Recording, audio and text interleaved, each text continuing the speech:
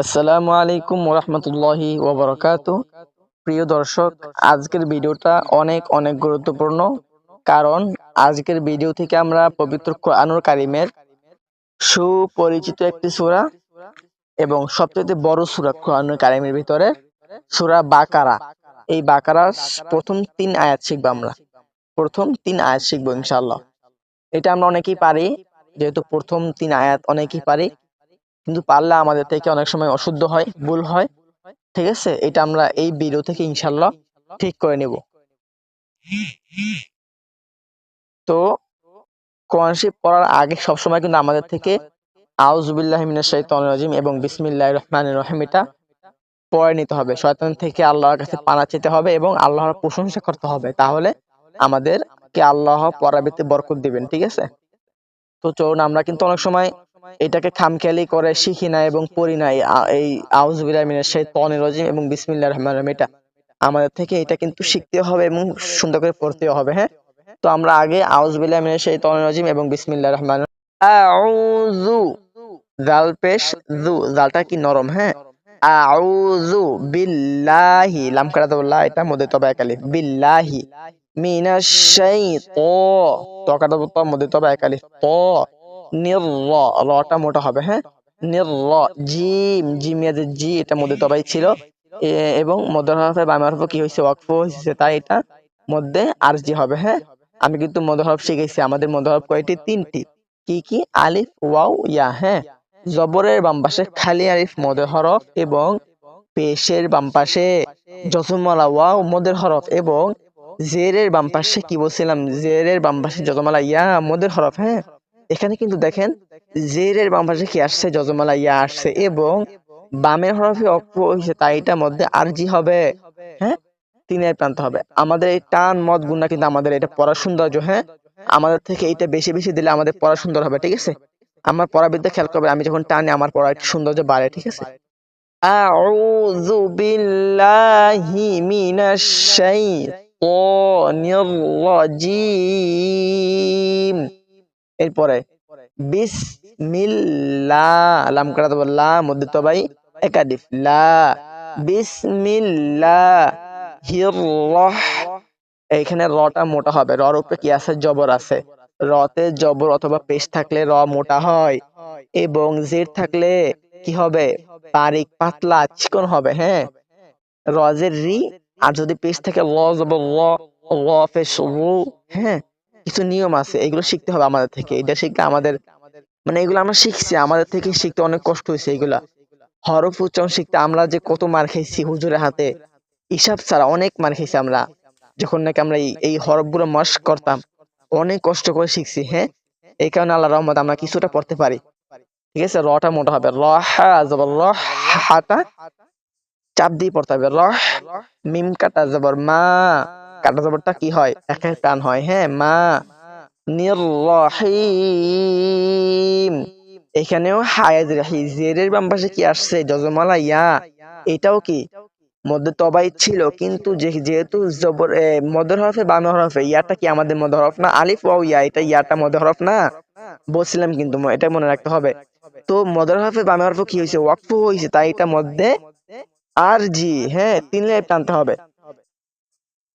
রহিম। দর্শক, আমার ভিডিওটা কিন্তু অনেক বড় হবে, কারণ এখানে আমরা কোরআনুল কারীম শিখি। তো যাদের থেকে শেখার ইচ্ছা আছে তারা তারা দেখেন, যাদের থেকে ইচ্ছা নেই তারা নাও দেখতে পারেন। ঠিক আছে, আমি এখানে শিখাচ্ছি। এটা কিন্তু পবিত্র কোরআনুল কারীম। ঠিক আছে, অনেক মূল্যবান একটা কিতাব। এটা যারা শিখে তারা হচ্ছে পৃথিবীর ভিতরে সর্বশ্রেষ্ঠ ব্যক্তি। হ্যাঁ, তো আপনার যদি শেখার ইচ্ছা থাকে তাহলে ইনশাআল্লাহ ধৈর্য ধরে শিখবেন। ঠিক আছে, এরপরে আলিফ লাম মিম, এখানে খেয়াল করেন, লাম, লামের উপরে কি আছে? একটা মোটা চিহ্ন। হ্যাঁ, এবং ওই লামটা কি হবে? 4 আলিফ টান টান হবে এবং ওই টান অবস্থায় ওই পরে মিমটাকে ধরতে হবে, যেহেতু মিমের উপরে কি আছে? তাসদীদ আছে। হ্যাঁ, এবং যদি আমরা যদি মিমের উপরে তাসদীদ হয় তাহলে কি হয়? তাহলে ওয়াজিব গুণ হয়। আমি কিন্তু ওই বলছিলাম, এই নুনে অথবা মিমে কি হলে তাসদীদ হলে ওয়াজিব গুণ হয়, গুণ না করে পড়তে হয়। ওয়াজিব মানে কি করতে হবে, না হলে গুনাহ হবে। হ্যাঁ, এখানে মিমের উপরে কি হয়েছে, তাসদীদ হয়েছে।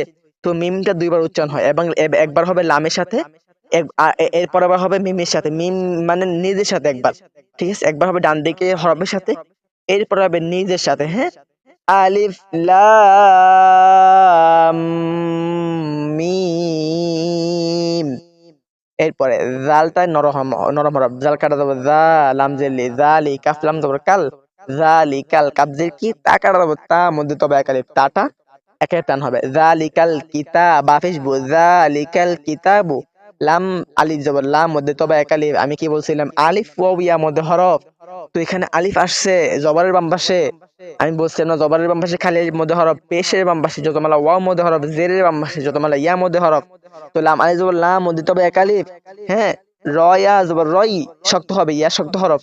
লা রই, বা জবর বা, লা রই বা। হ্যাঁ, এরপরে এখানে দেখেন তিনটা ফোঁটা আছে। এর এই ফায়েজের ফি হাজের হি, এরপরে কি তিনটা ফোঁটা আছে, এটাকে বলা হয় মুআনাকা। এখানে থামার নিয়ম আছে, যদি আপনি প্রথমটা থামেন তাহলে এর পরেরটা কি থামতে পারবেন না, যদি আপনি এর পরেরটা থামতে চান তাহলে প্রথমটা থামতে পারবেন না। হ্যাঁ, তো আমরা এর পরেরটা থামবো, ঠিক আছে। পরে ফায়েজের ফি মধ্যে তবে একালি হাজের হি ফি হি। হ্যাঁ, তো এখানে যদি আমি অক্ফ করি ফায়েজের ফি, হাতে অক্ফ করলে এটার মধ্যে আরজি হবে। কেন, মধ্যে হরফে বামে হরফে হা, এই হাতে আমি অক্ফ করছি তাই এটার মধ্যে আরজি হবে, ঠিক আছে। যালিকাল কিতাবু লা রাইবা ফীহি, তিনের প্রাণ হবে আরজি। হ্যাঁ, এরপরে হাফেশ হু, দাল্লাম দুই জবর দাল, ঠিক আছে, দাল্লাম দুই জবর দাল, দালটা লামকে ধরবে। কেন, লামের উপরে কি আছে, তাসদীদ আছে।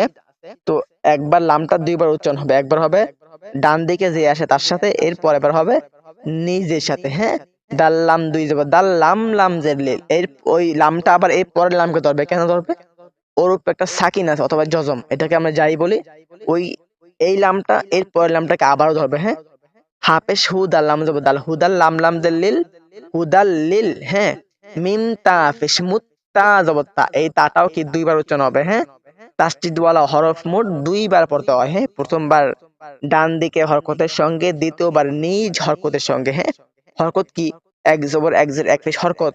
তো এখানে ডান দিকে হরকত আছে পেশ, এরপরে নিজ, নিজ মানে কি তার উপরে যে হরকত আছে, হরকত কি আছে, জবর। মিম তা ফেশ মুত্তা জবর তা, মুত্তা। হ্যাঁ, কফ ইয়া জের কি, কফ ইয়া জের কি, এটা মধ্যে তবে এক আলিফ। হ্যাঁ, মুত্তা কি, নুন জবর না, এখানে কফে যে কি মধ্যে তবাই ছিল, এরপরে যেহেতু নুনের উপরে ওয়াকফ করছি, মানে ডানে হরফ ওয়াকফ করছে, তাতে মধ্যে আরজি হবে। আমি কিন্তু এটা বারবার বলতেছি, এটা আমাদের থেকে বেশি বা মধ্যে আরজি হয়। হ্যাঁ, আমি এখানে তিনে টানবো ইনশাআল্লাহ। এরপরে হামজা লাম জবর আল, লাম জবর লা, আল্লাহ, জালিয়া যে জি, মধ্যে তবাই এক আলিফ, জেরের বাম পাশে কি আসছে, যজমালা ইয়া, ইয়াটা মধ্যে হরফ বলছিলাম না, আল্লাযী, নুন জবর না, আল্লাযীনা। হ্যাঁ, ইয়া হামজা পেশ ইউ, মিম জির মি, ইউমি, নুন অফিস নু, মধ্যে তবাই এক আলিফ, বলছিলাম না, পেশের বাম পাশে যজমালা ওয়াও মধ্যে হরফ, ইউমিনু, নুন জবর না, ইউমিনুনা, বালাম জির বিল, গয়নিয়া জবর গয়, ইয়াটা মধ্যে হরফ, না না না, ইয়াটা মধ্যে হরফ, এটাকে এখানে মধ্যে হরফ হবে না, এখানে ইয়াটা শক্ত হবে, গয়নিয়া জবর গয়, বিল গয়। যদি কি জেরের বাম পাশে যতমালা ইয়া আসতো তাহলে কি হইতো, মধ্যে তবাই হইতো। এখানে তো জের আসে নাই, ঠিক আছে, বিল গয় বাজের বি, বিল গয়বি।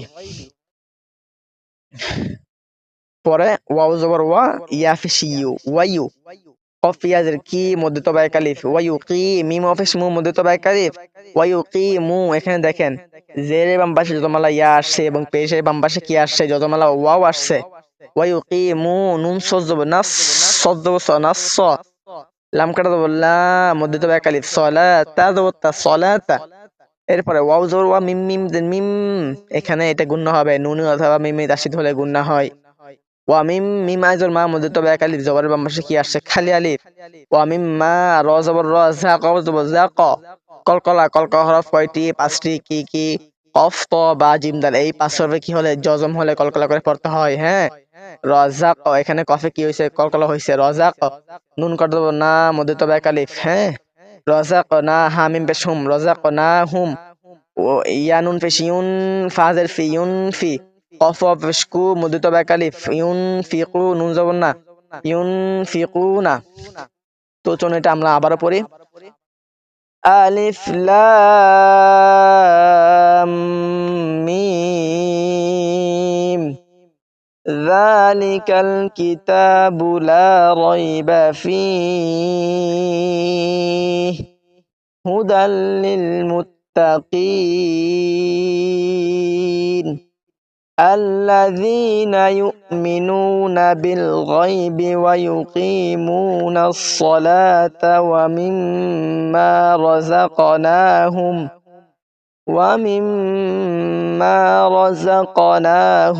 ইউনফিকুন। তো প্রিয় দর্শক, যারা এতক্ষণ ধরে ধৈর্য সহকারে ভিডিওটা দেখছেন তাদেরকে অসংখ্য ধন্যবাদ এবং শুভকামনা। সবাই আমার জন্য দোয়া করবেন।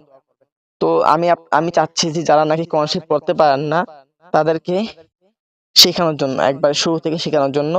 যদি আপনাদের থেকে শেখার আগ্রহ থাকে তাহলে অবশ্যই আমাকে কমেন্টে বলবেন ইনশাআল্লাহ। আসসালামু আলাইকুম ওয়া রাহমাতুল্লাহি ওয়া বারাকাতুহু।